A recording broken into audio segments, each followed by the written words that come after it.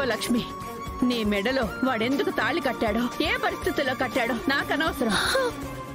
మా ఇంటి కోడలంటే సహస్రనే, విహారీ భార్య అంటే సహస్రనే.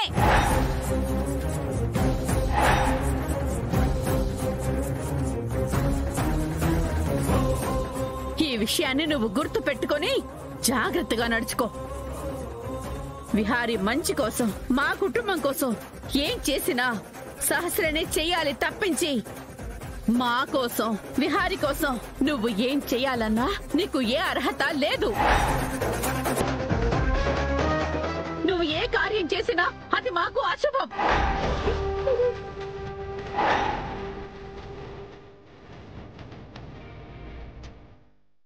నా మాట కాదని నువ్వేమన్నా చేసినా ఈసారి నేను తీసుకునే నిర్ణయం చాలా కఠినంగా ఉంటుంది.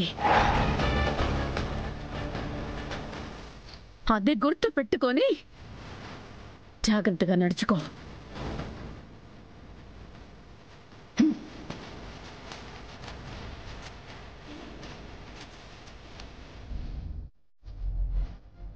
వీడి శవం ఎక్కడ తేలుతుందో కానీ వీడి చావుతో మన రహస్యం చాలా సేఫ్ గా ఉన్నట్టే.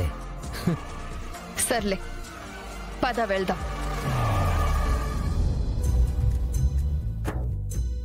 ఇదే పంతం, ఇదే బంధం అనాదిగా ఆడుకుంటుందా, తరాలైనా తుది లేక అదే కథ మళ్ళీ మొదలైందా.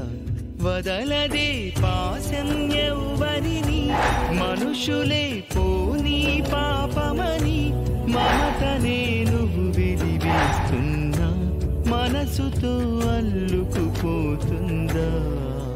నా ప్రయాణం తుది దశకి వచ్చింది. ఈ రోజుతో ఈ జన్మకి ముగింపు పలకబోతున్నాను. విహారీ గారు, నన్ను క్షమించండి. మీరు నన్ను ఎంతగానో అభిమానిస్తున్నారు. ఒక రకంగా మీ అభిమానాన్ని మీతో కలిసి జర్నీ చేసే అవకాశం ఇచ్చినందుకు ఒక విధంగా నేను అదృష్టవంతురాలే. కానీ మీ నుంచి అందనంత దూరానికి వెళ్లాల్సి వస్తుంది.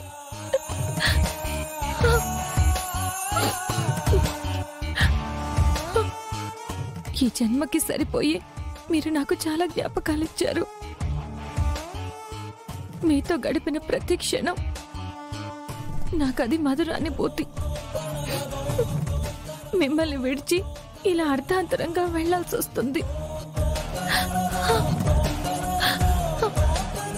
మీరు సంతోషంగా ఉండాలంటే నేను ప్రాణాలతో ఉండకూడదు. నాన్న, పూర్వజన్మలో ఎన్ని పాపాలు చేశానో కానీ నాకే జీవితాన్ని ఇచ్చాడా దేవుడు. కానీ ఏ జన్మలో ఏం పుణ్యం చేసుకున్నానో నీలాంటి మంచి తండ్రిని ఇచ్చాడు.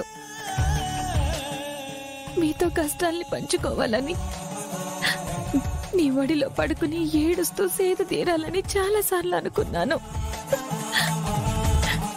కానీ ఆ విధి విధాత నాకంతటి అదృష్టం ఇవ్వలేదు.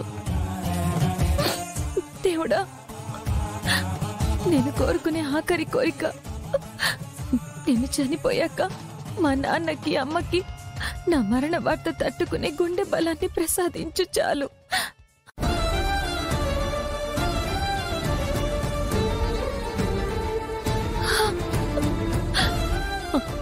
నా తలరాత మార్చింది నువ్వే. నాకు ఓర్పుని, సహనాన్ని ఇచ్చింది నువ్వే. బాధల్లో ఓదార్పుని. ఏంటమ్మా ఏదో ఆలోచిస్తున్నావు? ఏం లేదు అమ్మా, నువ్వు ఇలా ఆలోచించడం నీ ఆరోగ్యానికి మంచిది కాదు. నీకు ఆలోచనలే ఉంటాయమ్మా. అందరూ ఆనందంగా ఉన్నారు, కుటుంబం అంతా కూడా కలిసే ఉంది కదా. నీ కోరిక కూడా అదే కదమ్మా. ఈ కుటుంబానికి నువ్వు దాస్తున్న నిజం తెలిసి ఎక్కడ నీ వల్ల ముక్కలైపోతుందోనని భయంగా ఉంది విహారీ. అమ్మా చూడు చూడు, అదిగో మళ్ళీ నువ్వు మళ్ళీ ఆలోచనలో పడిపోయావమ్మా. అసలు నీ ఆలోచన ఏంటి? అసలు నీ సమస్య ఉందో చెప్పమ్మా. నా ఆలోచనలన్నీ నీ గురించే విహారీ. నా గురించా? ఉమ్, నా గురించి నువ్వు ఆలోచించాల్సిందేముందమ్మా? నువ్వు సహస్రని సంతోషంగానే చూసుకుంటున్నావు కదా. ఆ డౌట్ నీకెందుకు వచ్చిందమ్మా? ఆ, మామూలుగా అడుగుతున్నాను విహారీ. అమ్మా, నా బాధ్యత ప్రకారం నేను నడుచుకుంటాను, అలాగే నా మనసు చెప్పింది వింటాను. కానీ ఒక్కోసారి బాధ్యత నెరవేర్చాలో లేదా నా మనసు చెప్పింది వినాలో అర్థం కావట్లేదమ్మా. విహారీ, నువ్వు మాట్లాడుతుంది దేని గురించి? నా బిజినెస్ గురించి అమ్మా. నేను చెప్తోంది సహస్రని సంతోషంగా చూసుకునే విషయం గురించి. అంటే నా బిజినెస్, నా కెరీర్ బాగుంటేనే కదా ఎవరినైనా సంతోషంగా ఉంచగలిగేది. మరిప్పుడు మనసు మాట వింటున్నావా? బాధ్యత వైపు నిలబడుతున్నావా? ఏమోనమ్మా, తెలీదు నాకు. చిన్నప్పుడు నువ్వు నాకు చెప్పేదానివి, మన వల్ల ఎవరికి అన్యాయం జరగకూడదని. అలాగే నువ్వు నాన్న ప్రేమించుకోవడం వల్ల ఈ ఇల్లు ముక్కలైందని నువ్వెంత బాధపడ్డావో నాకు తెలుసమ్మా. అమ్మా, తప్పెలా జరిగినా మళ్ళీ ఈ కుటుంబాన్ని కలపడం కోసం నువ్వెంత తాపత్రయపడ్డావో నాకు తెలుసు. అలానే మనం తెలియకుండా చేసిన తప్పుల్ని సరిచేయాల్సిన బాధ్యత కూడా మన మీదే ఉందని సరిచేసే ప్రయత్నం చేసేటప్పుడు